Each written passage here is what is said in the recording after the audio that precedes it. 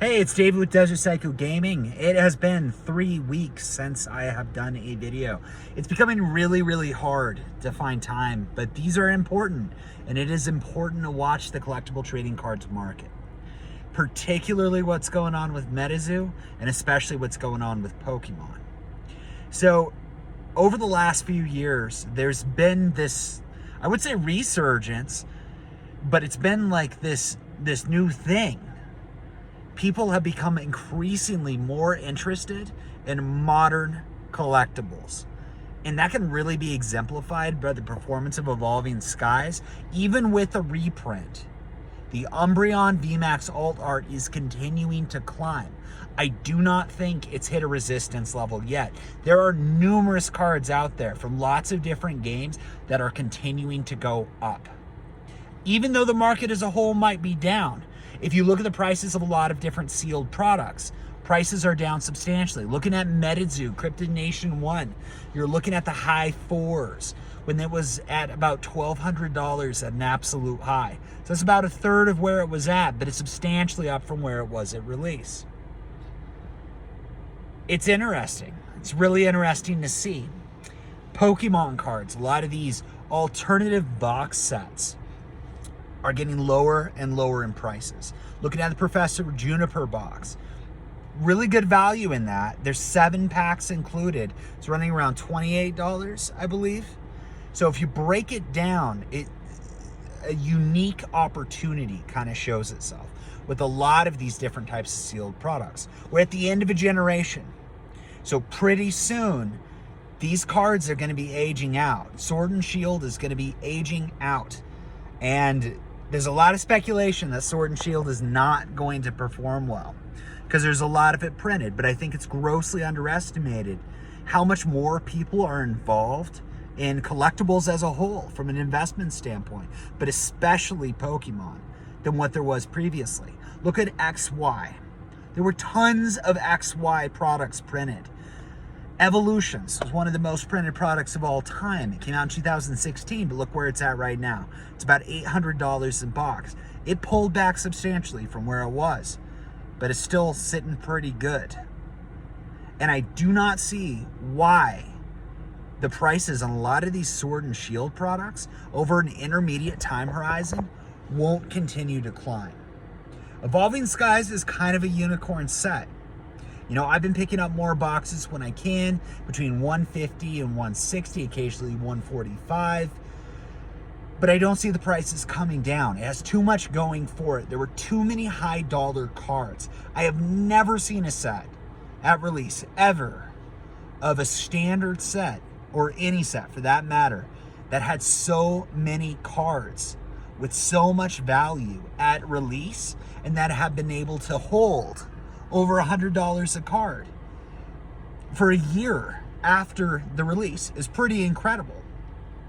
But all the sets around it, Sword and Shield, although nothing is probably going to be as good as Evolving Skies, the alt arts carry some weight. There are lots of sets that have cards with hundreds of dollars, worth hundreds of dollars in them, in Sword and Shield. And you have all these auxiliary products coming out that have these great packs in them. And these auxiliary products have dropped a lot in price at a huge discount. So I've seen this happen in Sun and Moon. I've seen it happen in XY. And these prices hit this floor. You know, stores need to move this product out to make way for new product, for a new generation of cards. There are a lot of cool premium collections that have come out, but the prices don't typically just go up vertically. Typically, people want to get these products. They have FOMO, fear of missing out. So they buy these products at a premium initially, and then they tend to trend down. What happens over time as these products become open, they become depleted, they're not as much present on the secondary market, and you can't get them in retail stores, is these prices tend to drift up.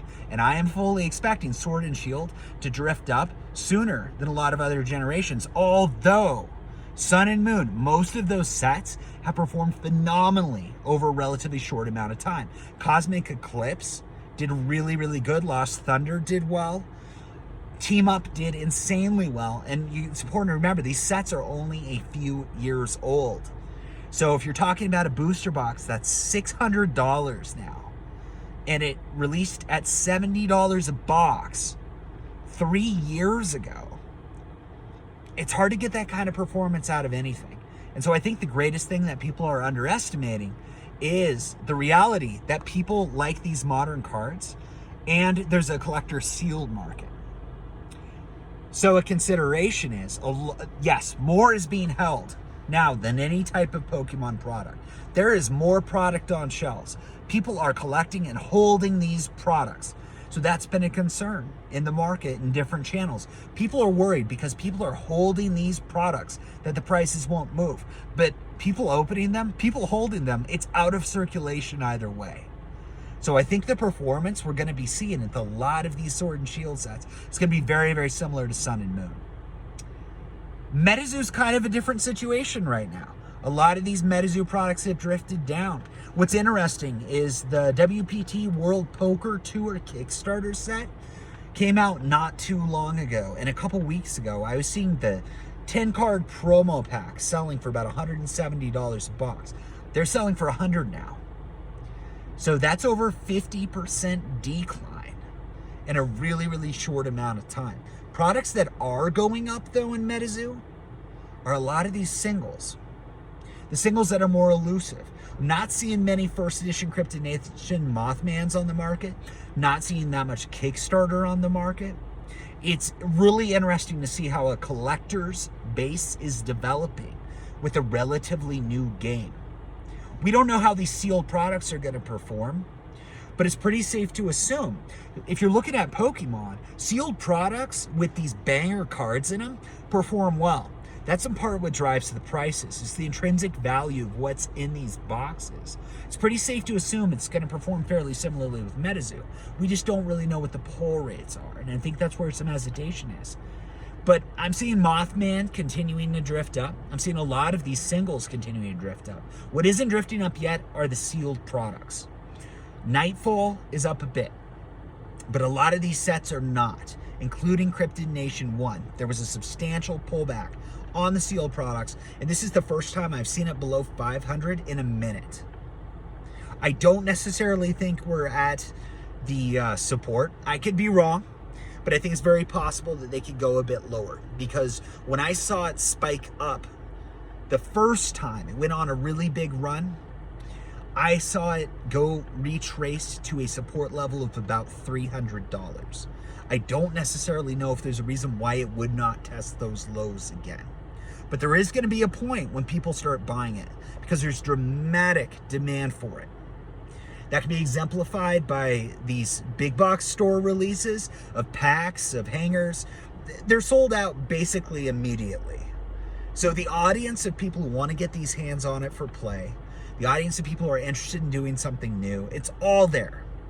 Investors, collectors, it has all the elements. It just doesn't have the base as the other games, particularly Pokemon.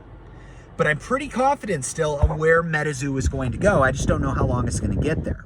But this is a phenomenal time, in my opinion, to be buying cards in general. The stock market's acting all crazy. It is down. But a lot of these Pokemon products, certain types of products, are continuing to go up.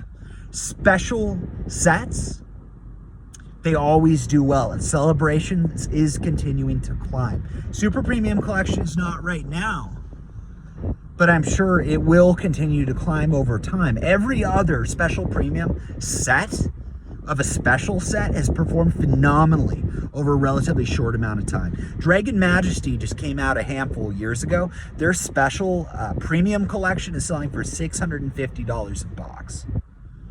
Shining Legends is selling for a lot too. Celebrations is one of the better special premium sets to come out. There's a lot more volume that was printed, but it has been announced that there will not be a reprint of that set.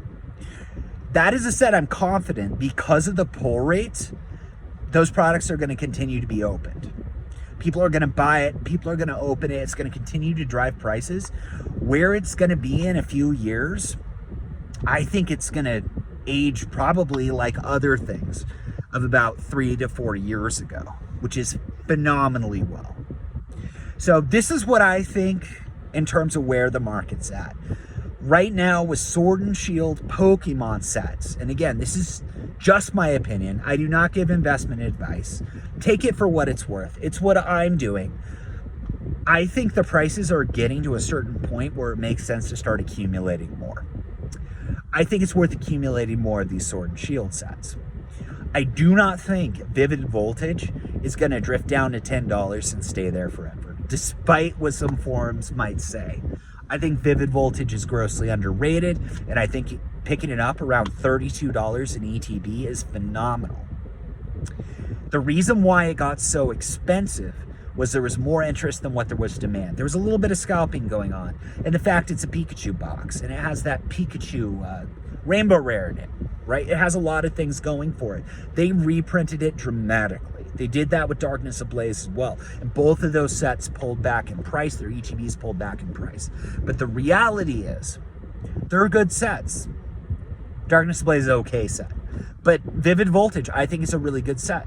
And all of those variables I mentioned in terms of what makes it desirable are still there, regardless of how much of it is out there. People are still going to think about it the same way. It's still desirable. It's relatively cheap. It's a fun set to open. It has pretty good pull rates, and it's got that beautiful Pikachu box.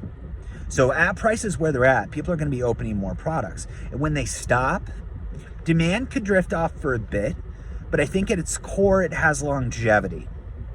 And personally for me, my personal opinion is at a price point of $32 a box, 32 to 34 on a bad day, it's worth accumulating. It's worth buying, because that is a pretty cheap addition to a sealed portfolio that I think is a pretty good pick.